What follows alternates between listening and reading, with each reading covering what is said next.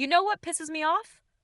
When people act like wanting nice things makes you some kind of terrible person. Like, sorry for having standards, right? I'm Casey. I'm 24. And honestly, I thought I knew what I wanted in life until everything went sideways over something as simple as an engagement ring. But let me tell you the whole story because I'm tired of people not getting my side of things. So, I'd been with Dean for almost 2 years, not even 2 full years, which looking back, maybe should have been a red flag that he was rushing things. We met through mutual friends at this house party, and he seemed different from the other guys I dated. He actually had his life together, worked in some healthcare job that gave him decent money, and apparently tons of free time. Lucky him, right? Most of us are grinding 40 hours a week just to make ends meet. Dean had this whole artistic side thing going on where he made jewelry as a hobby. At first, I thought it was kind of cute. Like when your boyfriend plays guitar or whatever, he'd show me these little rings and bracelets he'd made, and I'd be like, oh, that's nice, honey, while secretly thinking it looked pretty amateur compared to real jewelry you'd buy at an actual store. But he seemed proud of it, so I supported it. The thing about Dean is he always tried way too hard to impress everyone. I think it came from his past. He used to be kind of a player before we got together, so now he was always overcompensating, trying to prove he was this changed, devoted guy, which was sweet, don't get me wrong, but sometimes it felt like he was performing instead of just being natural. When we started talking about marriage, I got excited. I mean, I was 24 and most of my friends were either engaged or married already. I'd been dropping hints about what I liked. Classic princess cut, white gold, something substantial but not too flashy. I'd show him pictures on my phone when we were scrolling through social media, like, oh, look how pretty Sarah's ring is, or wow, that's exactly the style I love. Just normal girlfriend stuff.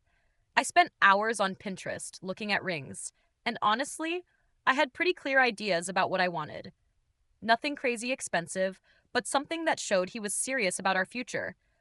Something I could wear proudly and not feel embarrassed about when people asked to see it. Is that so wrong? Dean seemed to be listening to all my hints, and I could tell he was planning something.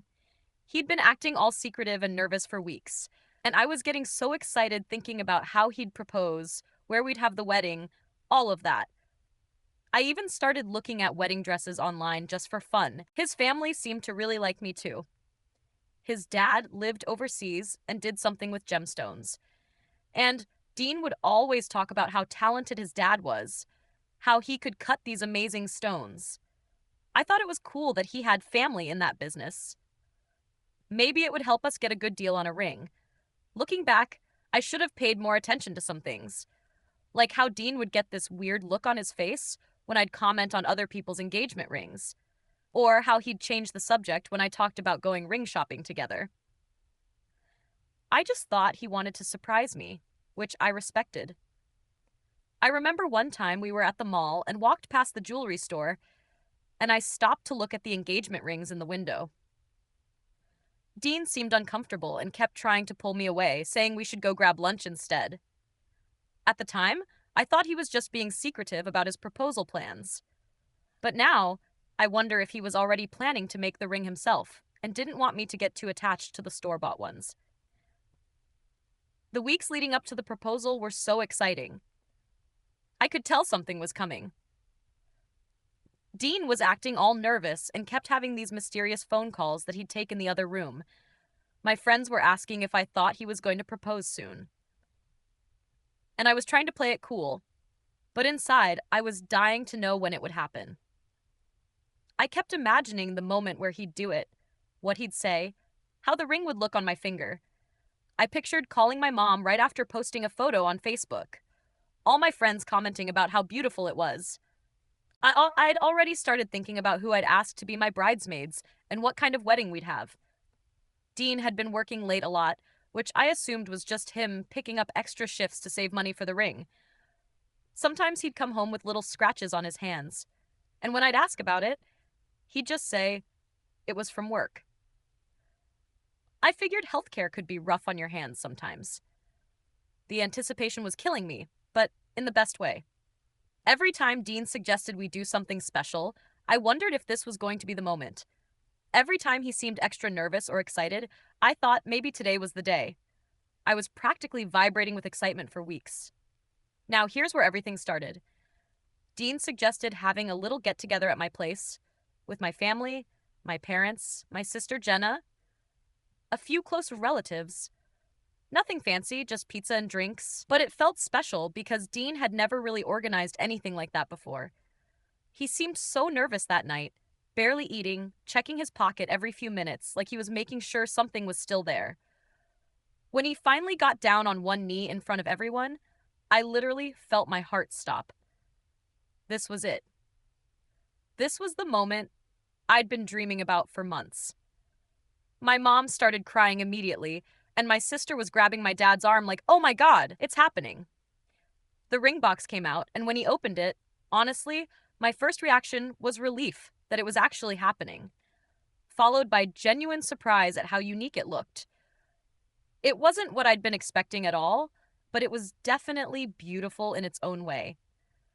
The design was this intricate leaf pattern with what looked like garnets on the sides and a really nice-sized diamond in the center. It it was definitely different from anything I'd seen before. Dean was shaking as he put it on my finger, and when he told everyone he'd made it himself, the whole room just erupted. My dad was asking all these questions about how he learned to do that. My mom was going on about how romantic and thoughtful it was. Jenna was taking pictures from every angle. Everyone was so impressed. And I have to admit, I felt pretty special that my boyfriend had gone through all that trouble. The rest of the night was like a fairy tale. We celebrated, took tons of photos, called his mom to tell her the news. I kept looking down at my hand, trying to get used to seeing a ring there. It felt surreal and exciting and overwhelming all at once.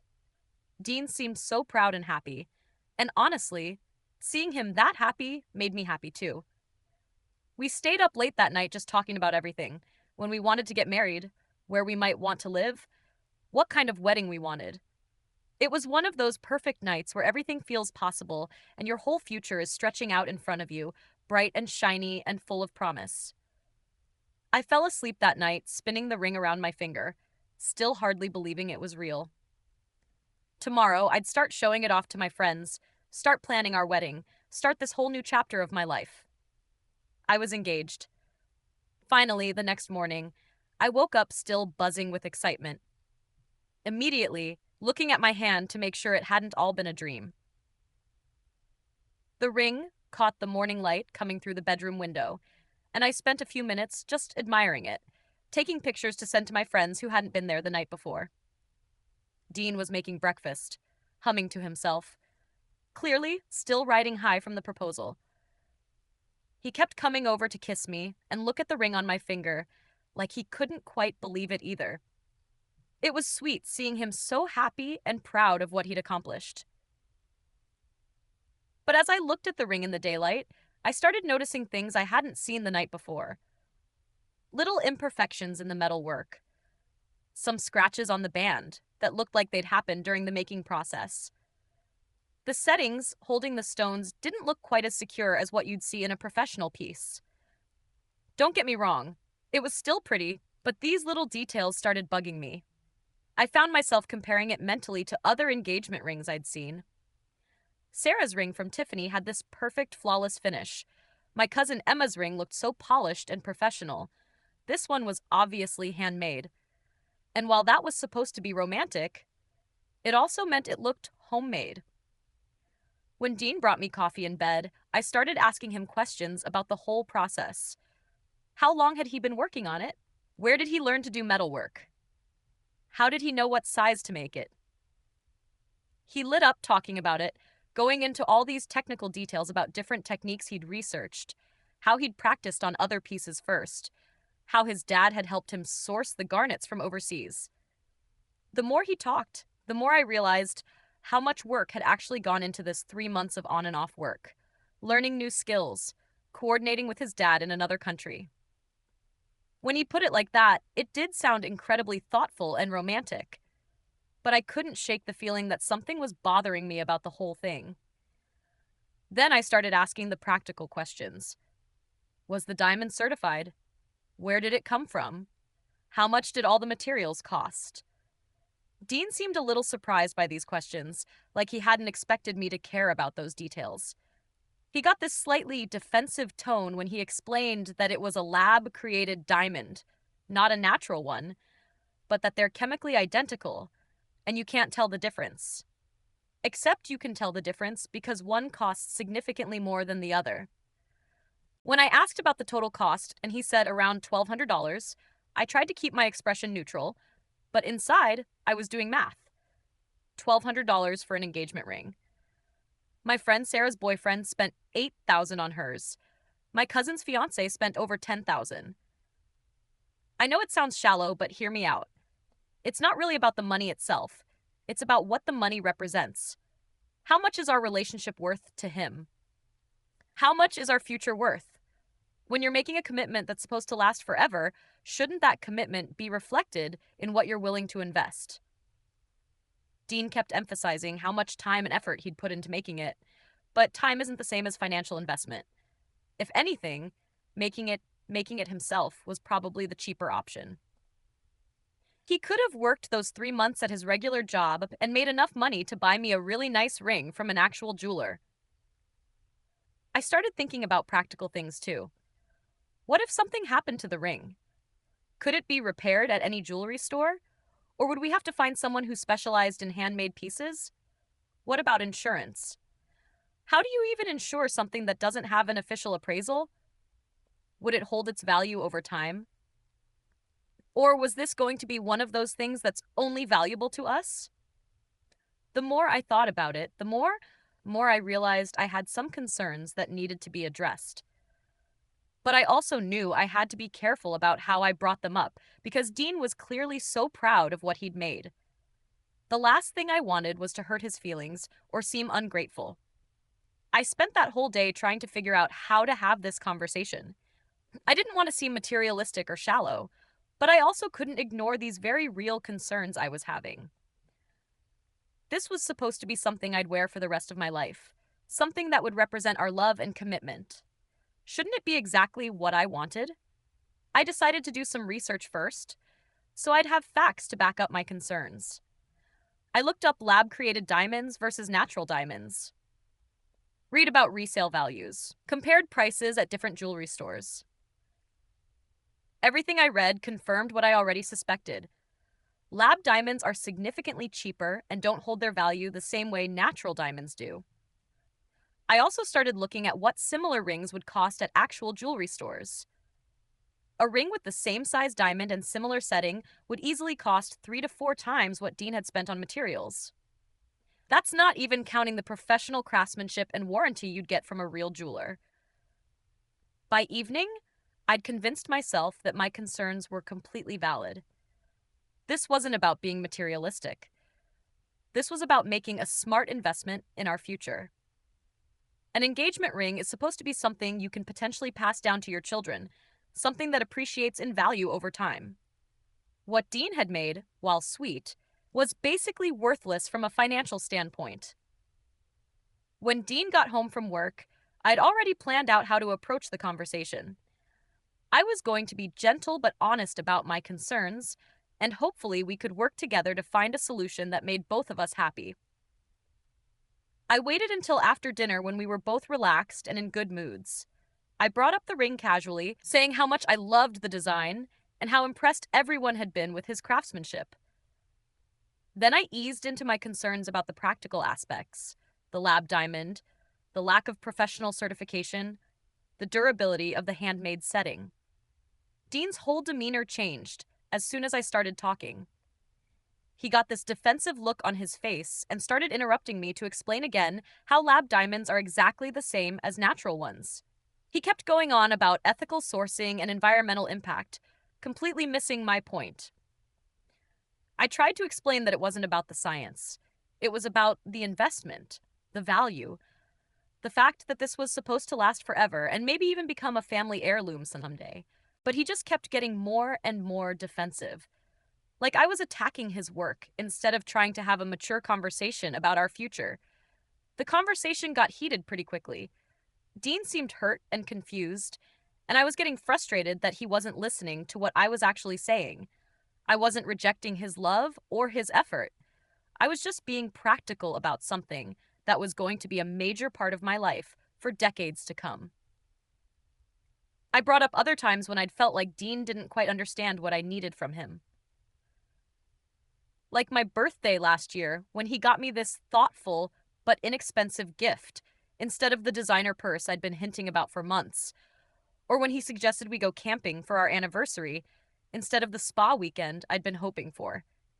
It seemed like there was a pattern of him not quite getting what was important to me. Dean got quiet and said he needed to think about things. I could tell he was upset, but I felt like I'd been reasonable and honest. If we were going to be married, we needed to be able to have these kinds of conversations about money and priorities and what we both wanted from life. The next few days were tense. Dean seemed distant and hurt, barely talking to me except for basic stuff like what to have for dinner or who was picking up groceries. I started to feel like he was being dramatic about the whole thing. All I'd done was express some legitimate concerns about something that was supposed to represent our future together. I kept waiting for him to come around to realize that I was just trying to look out for both of us. But instead, he seemed to be pulling away more and more. He stopped talking about wedding plans, stopped seeming excited about being engaged, barely even looked at me when I was wearing the ring.